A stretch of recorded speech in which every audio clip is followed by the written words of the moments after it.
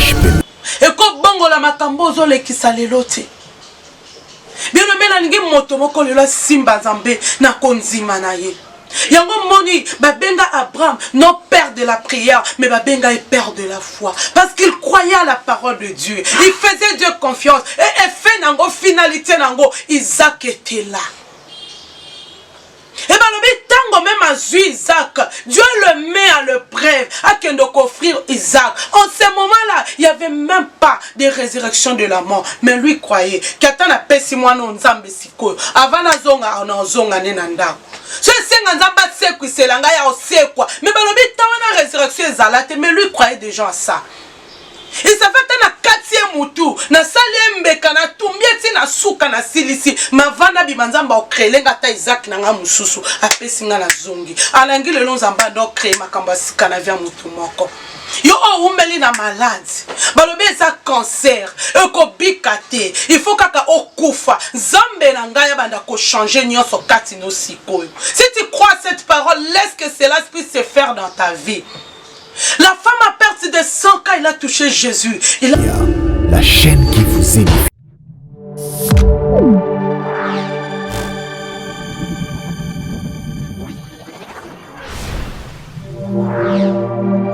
IHP Media, la chaîne qui vous aime. Shalom, shalom, peuple de Dieu. Que mon Dieu vous bénisse encore. Que mon Dieu vous fasse du bien.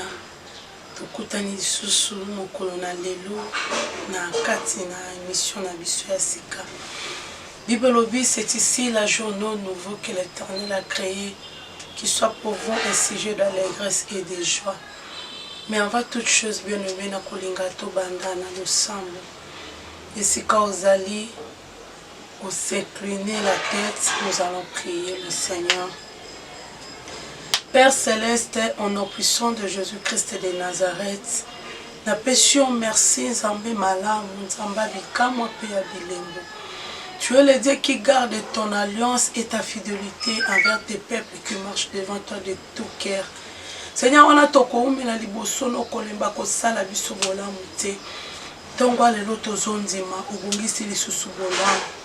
Moment où tolingi toyoka liloba na yo, cher Saint-Esprit, nous avons besoin de toi. Gaina Kitayo au matin, prends le contrôle, règne, domine. Malobo ekobime zalangai te meyo Nzambe pour édifier ton peuple. Na telemeli nyonso ya yo te zala mosika. Je ramène toute pensée captive à l'obéissance de la croix de Jésus-Christ de Nazareth. Yesu yaka korenye. Na kombo na Yesu Christ de Nazareth. Amen.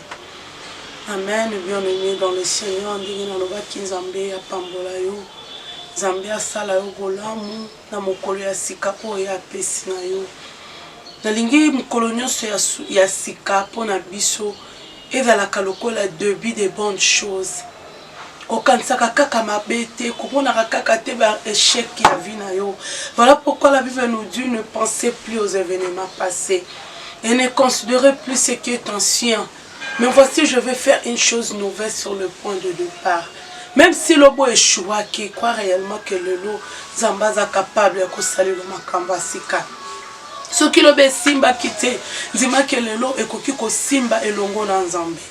Mais Nzambe a travaillé par rapport à penser en mutu. De même que le diable aussi travaille dans nos pensées, Dieu également. Qu'est-ce que toi tu vois dans ta tête? Qu'est-ce que tu imagines? Ce qu'on a des échecs, laisse-moi te dire, ta vie sera aussi remplie des échecs. Mais si tu vois la victoire, si tu vois la puissance de Dieu, si tu vois que tu vas réussir, quelle que soit la réalité de la vie, oyozo menu siko bien aimé, tu kana lo bana opeke okolonga, réussir, comment on appelle au beau qu'on a Nzambe. Ce matin, on a lingi te partager, na thème moko ezali très important, oyoke. Tolobela kango vraiment la forme est belle, mais ça a toujours été édifiant pour les enfants de Dieu. Je parle sur la foi en Dieu et ses conséquences. Qu'on dit mais pas in Nzambe, pena ekofuta yo nini. Tango yo zotia konzima, tango yo zondi melankolo, nini yo koki kozwa comme de résultat. Ba tu es belé lelo, encore le bakena tchaki fona likambo mais ça n'a pas marché. Qui t'a dit que ça n'a pas marché? Pe lokoni ezo ko rassurer que eko marcher te. Moto ataka foi na ekati na Nzambe. Ta foi doit être basée sur la parole de Dieu. Il faut que ainsi dit l'Éternel. Kola lobini ni pona yo. Kola lobini ni pona situation ana. Liloba Nzambe zolobani ni pona yango. Et puis ozui makolona o telemi. C'est alors que tu vas voir des effets tangibles. Sans plus tarder, j'aimerais qu'on lise la parole de Dieu. Nous sommes dans le livre de Genèse 15, à partir de verset 1 jusqu'à verset 6. Nous pouvons lire au nom de Jésus-Christ de Nazareth. Après ces événements, la parole de l'Éternel fut adressée à Abraham dans une vision. Il dit, Abraham ne craint rien. Je suis ton bouclier et ta récompense sera très grande. Abraham répondit, Seigneur éternel, que me donneras-tu? Je m'en vais sans enfant. Et l'héritier de ma maison, c'est Éléazar de Damas. Et l'Éternel répondit, voici, tu ne m'as pas donné de postérité, et celui qui est né dans ma maison sera mon héritier. Alors la parole de l'Éternel lui fit adresser ainsi. Ce n'est pas lui qui sera ton héritier, mais celui qui sortira de tes entrailles qui sera ton héritier. Et après l'avoir conduit dehors, regarde vers le ciel. Et compte les étoiles si tu peux les compter. Il lui dit, telle sera ta postérité. Abraham y eut confiance à l'Éternel, il lui imputa à justice. Amen, amen, bien-aimé dans le Seigneur. Bible talisi biso awa ken kolo abimeli Abraham dans une vision. Et puis Abraham azako se plaindre. Mais tango ya lobine que je suis ton bouclier et ta récompense sera très grande. Nazangu bana yo, lifuta na yo ekozala monene koleka. J'aimerais dire à quelqu'un ce matin. Oazoleka na kati na ba situation difficile. Oazoleka na kati na be brève oyo peut-être ozomona eza sans fin. Yeba ken kolo aza bouclier na yo et ta récompense sera très grande. Alléluia, bien-aimé dans le Seigneur. Comment a te situation ozolekisa lelo? Comment a te nengeli kambwana e wumeli? Pendant que kolo azoloba na Abraham alobi na Nzamba bisikoyo. Ngai yeyo na koli pe nazo kende mwana zalte. Siko héritier ya bozwi nyonso yo kolo pesinge kozala nani? Éléazar Adama. Parce que yenda botami na kati ya ndako na ngai. Nzamba lobi yete. Kaka oya kobima na kati na yo yenda kozala héritier o Nzambe na pesi na yo. Bible lobi ke Abraham asali confiance na liloba ya Nzambe. Nzamba bibisi libanda alobi tanga étoile soki okoki ko compter yango bien aimé na ebite soki muzana mutu akoko tanga étoile na vie na ye non na ebite so mutu akoko tanga ta poussière à mabele impossible pour te dire que ce qui est impossible aux hommes est possible à Dieu. Mais yo zo basé foi na yo wapi ozo tia konzima na yo epai ya nani? Balobi tango Abraham ayoki liloba ya Nzambe wana asali Nzambe confiance. Andimi yango, il n'a pas regardé son âge, il n'a pas regardé l'âge de sa femme. Atali pe réalité azo vivre te. Bien aimé, tant on Nzamba bimisa Abraham na mboka nazala déjà mukolo. C'est qu'il y a oumela kapé déjà na stérilité. Depuis na mboka ya tata na ye. Azwa katon, soki bakomona ba médecin bakutana kapé na ba médecin. Soki kokende msusu na ba tradi praticien basala kango pe ya tana bango. Mais si kola bengi azo continuer ko lakaye. Mais quand on peut ko imaginer tawana. Samba bengi na l'âge de 70 ans. Ti azo kende ko bota na ba âge ya 100 ans sara na 90 ans bien aimé. Il faut ozala moto azo sala confiance na liloba ya Nzambe pozala na une telle patience. C'est ça la foi. Bato bazo kanisa ke foi ona bazo lobela. Il faut que kanandi maka lelo likamonka ke sala malelo. Oui, Dieu peut te parler. Une seule parole de Dieu quand ça sort, et ça la capone sala musala. Et ça la capone changer vie à mutu. Bible lobe sa semence oye kwei na mabele fe botamboma. Bible est comparé les lobanzambe, c'est comme la pluie qui descend des cieux. Elle ne retourne pas sans avoir fait des effets et accompli ce dont tu l'as envoyé. Bien aimé, ce qui mboule bêti à to lalaki. A tout en andako yoke baba kele la mboule zalakati. Mais au lingo lingatele robi malibando mona befenango. C'est ça la parole de Dieu. Alléluia. Balobi Abraham a sali Nzambe confiance. A tché confiance na lilo banzambe. Que malgré mon âge avancé, mais Nzambe alobi na nga na kobota. Malgré mon âge avancé, Nzambe alobi na ngai na kobota mwana wuti na kata libumu na ngai yenda koza l'héritier. Abande kotala lisusu makamu susu te. Mais azui confiance na ye a planté yango na liloba ya Nzambe. Mais combien de chrétiens lelo à cause de la réalité à vie déjà tolongoli confiance à liloba Nzambe. Obanda ka bien na Nzambe. Na ebele ya zel, na posa ya Nzambe, motema na yo ezaki zolenge za disposé pour Dieu. Mais lelo combien? Parce que makambo eleki. Ba professeur okutu ba pesanga ekokisa makate. T'es bien aimé. Liloba Nzambe pour la kate. Alléluia.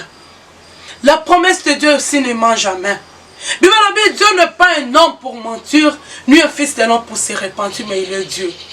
Ce qu'il a dit ne le ferait-il pas? Ce qu'il a déclaré ne l'exécutera pas.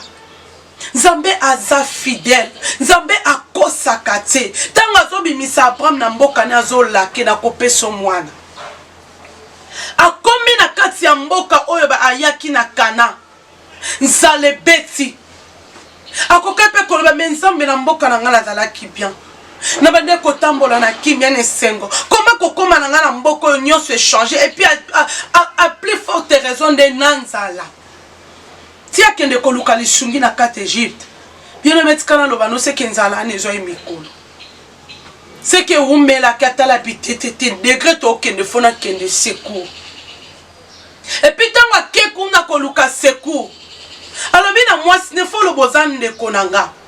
Pharaon azwa mwasi na ye. Yo kanise sika bon matikala katikala na kimia. Il n'avait pas de questions à poser à Dieu. Mais Nzambo yo longolinga na mboka nanga, moi j'ai juste obéi. J'ai eu foi en toi. Que si kozo memanga c'est pour la gloire. Et si kozo memanga c'est pour de bonnes choses. Mais boni na koko melo kaliboso na vivre zanzala. Boni sika na ke koluka secours pona lia yanga mwasi ne bazui. Ah non lo bana mutu moko le kana temps difficile. Dieu t'a pas oublié. Et l'obité que makambo ozole kisa Nzamba bosani yo. Et l'obité que makambo ozole kisa Nzamba zana yote.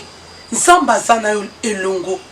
Yo zonga kaka na liloba na ye. Aloba nini pona yo. Bible lobi nini pona problème wana oyo ozole kisa. Avant banda ko beta miso hier. Et lobi ne promène pas de regard inquiet car je suis ton Dieu. Je te soutiens. Et je viens à ton secours avec na part et d'autres. De gauche à droite. On zamba me makiwana pour abimisende la richesse. Banzela ya nzambe ya kolekezalaka tellement difficile. Non moni na hébreu 1 la razoloba que la foi c'est une ferme assurance. Des choses qu'on espère et une démonstration de celles qu'on ne voit pas. Donc ozana elika eloko wana na kozwa yango mais miso no mibale emuna ngoti nzela pe bimela oyebite lolenge pe ko salama oyebite bien aimé tango Nzambe abengaka mutu atambola na mutu alaksa ko ka ke so longwa okoma mais nzela oleka aloba ate c'est ce que Dieu cache yango pe etalisa bon Nzambe na ye. Soka bandi ko détailler ki okole kanzela boy okozonga boy okokota boko peut-être ko lingati yo demande kaka liloba neka loba kinanga na koko mesika wana marche na osala na okende ne pona koma bambouteage okutana na nzela vitalité ba problème okutana ngo aomona mais elle doit te faire passer par là. Pour que ta foi soit une foi solide. Et ça vraiment na ba conséquence ya makasi. Oyo mokile komo nzimi que non ozala kina nzamba solo. Abimi en Égypte na richesse. Abimi en Égypte na ba serviteur, na ba servante, mais so tel ozongi sima mukie. Dans Genèse 14, titre non balobi Abraham vainqueur de plusieurs rois. Le combat s'est levé encore. Bien aimé, so tali la Bible. Leur barwa bazo kende ko bunda bitumba. Ata parti à ba Josué, oya sala ba conquête ebele, au kota la ba nombre ya bateau ba nok de bitumba. Donc quand on dit qu'un roi, c'est qu'il y a une armée naïe, sorcier. Quelque chose qui nombre na bango, quelque chose qui sala na bango bazo sala. Mets ta foi en Dieu, tu finiras par réussir. Oko kome sika wana kolo abengayo. Oko simbelo wana kolo alakayo. Malgré les temps où elle peut prendre, Dieu reste fidèle. Ako sakate. Abraham ake abondi pe alongi bitumba. D'où yope na olo bana motomoko à travers la croix de Jésus, tu es vainqueur. À travers la mort et la résurrection de Jésus-Christ de Nazareth aux amolongi. Degré à bitumba nous olo belanzambe et l'autre côté. Un seul mot de Dieu peut produire beaucoup de choses dans ta vie. Yango moni apom chaque fois na nzambe au yokaye ainsi dit l'Éternel kola lobi nini balobe kutani na nzambe ya zwika liloba na banjo tambola nango azwika liloba na njo tambola nango bonga na lelo tana bango ko bazana na Bible te mais soit yoki nzamba kanyango wana Bible. Nous avons des serviteurs, des servants de Dieu qui nous prêchent la parole nuit et jour. Pourquoi pas aux autres appeler liloba no salango komayayo et bota befe. Dans le livre des Romains 10, 17, quand nous dit la Bible, ainsi la foi vient de ce qu'on attend. Et ce qu'on attend, c'est la parole de Dieu. Et cette même parole qui a été faite chair, c'est Jésus-Christ de Nazareth. Jean 1 nous le dit. Au commencement était la parole. La parole était avec Dieu et la parole était Dieu. Et toute chose a été créée par elle. Et rien de ce qui a été fait n'a été fait sans elle. Et bien aimé dans le Seigneur. Son Zambé, a mon kilo est là informe et vide. Et là n'a de l'autre côté. Et là n'a sens. Un seul mot de Dieu a créé l'univers. A créé le monde, a créé toutes choses. Oh, tozo mona, oh, tozo mona te. Bible les visibles et les invisibles, toutes choses a été créées par Dieu. Kana liloba na imoko. Liloba nzamba na peko créer vie na ote. Et ko changer situation no lelote. Et ko bongo la makambo zo le kisa lelote. Bien le mena ngi moto moko lelo simba nzambe na konzima na ye. Yango moni babenga Abraham non père de la prière mais babenga est père de la foi parce qu'il croyait à la parole de Dieu. Il faisait Dieu confiance et fait nango finalité nango Isaac était là.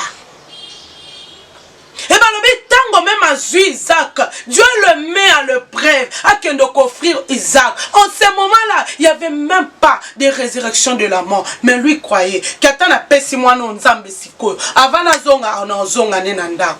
Ce senga nzamba seko c'est langa ya osekwa. Mais ben le tawana résurrection ezalate mais lui croyait déjà à ça.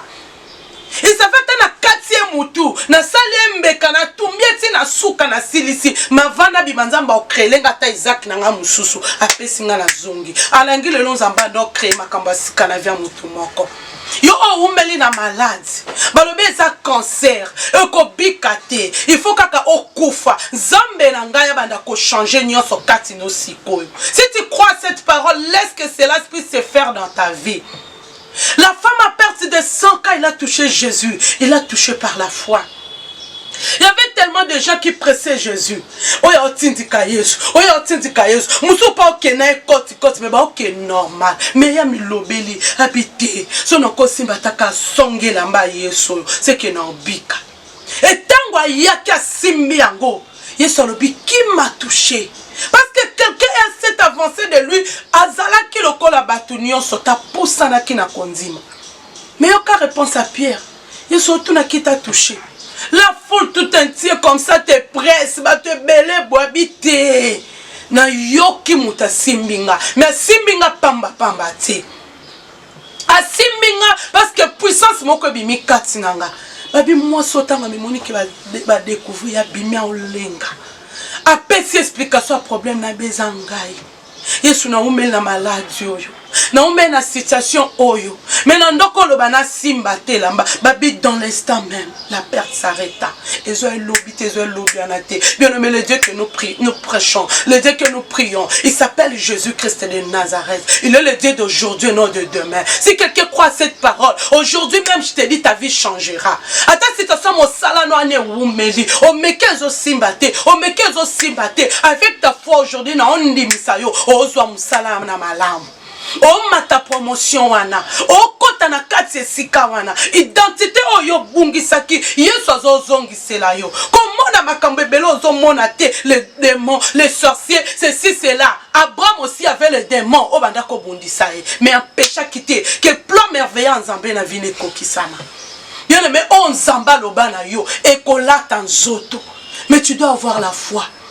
Et ta femme oya perte de sang et comme qui déjà cancer 12 ans.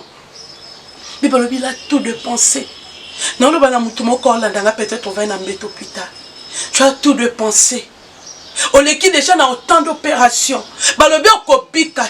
Mais aujourd'hui reçoit la guérison au nom de Jésus-Christ de Nazareth. Et si tu as cette foi, à l'instant même, tu vas t'élever, tu vas témoigner la grandeur de Jésus. Parce qu'il est puissant. Le Dieu que nous parlons, il est le tout-puissant, il est capable. Rien n'est impossible à Dieu, mais tout est possible à celui qui croit. Ata balobi que stérilité na yo oyo yango de koboma yo osalisi examen nyonso na kati no bakuti que tu ne peux pas produire aïe aïe nzambo ya sekwisa Lazare nyonso ya kati ya kopola azu a créé biloko asikatie Lazare azonga bomoy ata balobi nyonso ya kopola lelo nzambe na nganda créé lo biloko asika a créé matrice asikatie la yo. Yo kasi neta ya Sarah en son âge matrice ezaki kati ne koka ko concevoir non sûrement Dieu avait créé de nouvelles choses. Pourquoi bazala ki na foi yo pe oyo minganga balobi oui balobi to boité selon Maïele na bango. Mais maintenant nous parlons de surnaturel. Et le surnaturel c'est Jésus qui le crée. Abanda ko créer yango. À côté sa matrice asika katina yo ozwa mwana wana au nom de Jésus-Christ de Nazareth. A changer identité na yo.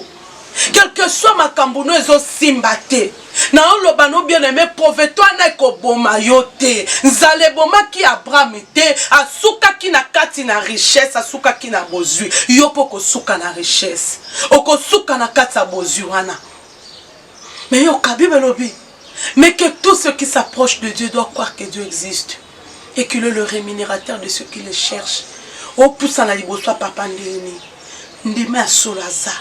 Pas à mon foot j'aimerais prier avec quelqu'un. Mouton nangina sambela na mouton zondi makeye swaza. Pas à mon foot Tia foi na yo et pas Nzambe. Ce qu'on dit melana nous yesute. Je vais commencer par faire cette prière. Ton dit à Jésus-Christ de Nazareth. Tant que Seigneur et Sauveur personnel de notre vie. Et après ça je vais prier pour toi. Peu importe la situation où vous vivre si quoi, mon aîné à Jésus-Christ de Nazareth, à l'embane le côté. Na mon ate ba la situation le habité, où il qui m'a cassé zonga ya kalobi non. Ma camion so ba la ka bande ko sala ngwa l'instant parce que c'est ça sa nature. D'où le temps de miracle n'est pas encore passé. Il est le même hier, aujourd'hui, éternellement. Nzamboto lobela. Soit ça qui lobby na Abraham, a capable à salanao. Soit ce qui n'a pas mon père de sang, a capable à salanayo. Soit botisa bikomba na bibilia, a tiaba âge nyon sonné à ba koko. Aïe aïe, a capable à salelo. Alongolo sonyo et latio.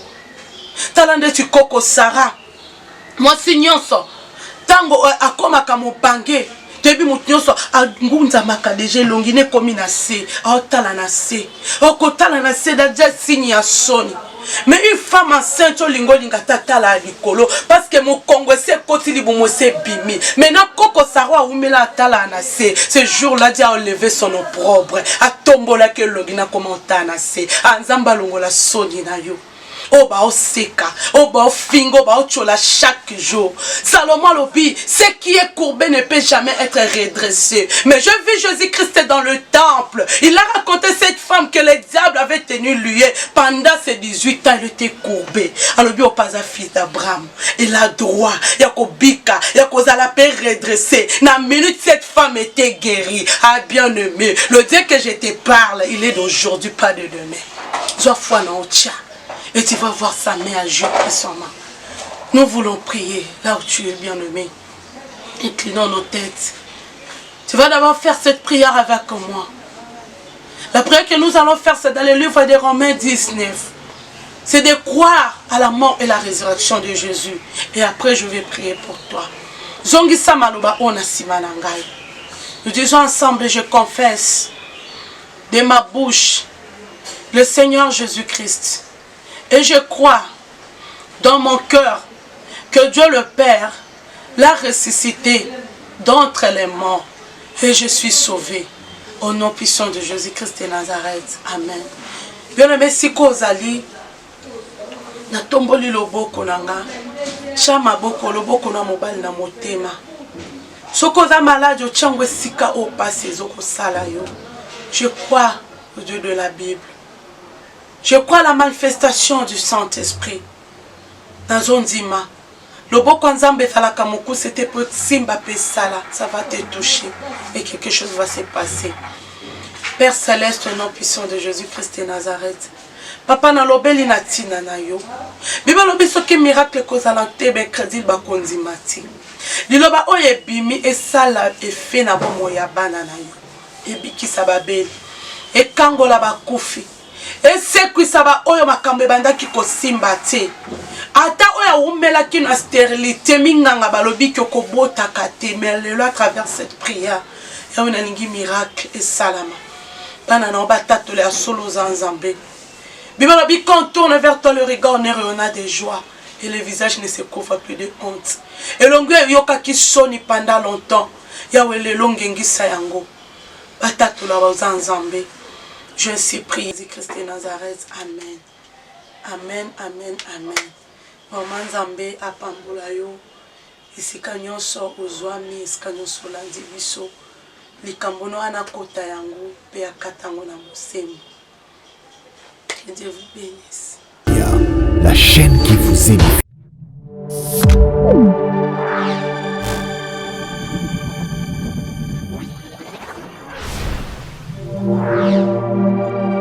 IHP Media, la chaîne qui vous édifie.